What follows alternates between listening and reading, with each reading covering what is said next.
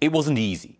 I thought long and hard during the course of the negotiations about what the right thing was in Britain's interests. Ultimately, I think that we need to take back control. We spend £350 million every week on EU membership fees.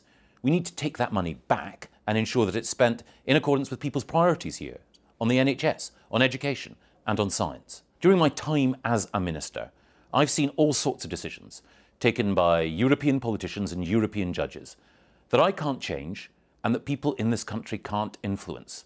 And I think if politicians are to be trusted, if our political system is to work, we need to take back control of those decisions.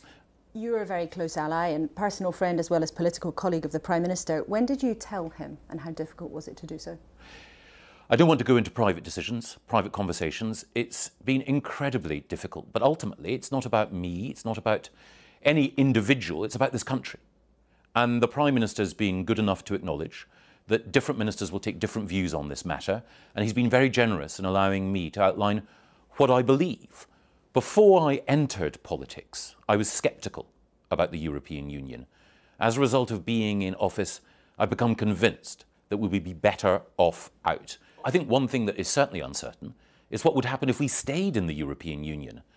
After any referendum vote to remain, it would still be the case that the European Court could overrule our courts. It would still be the case that the European Commission, unelected people, would be able to determine what happens in this country.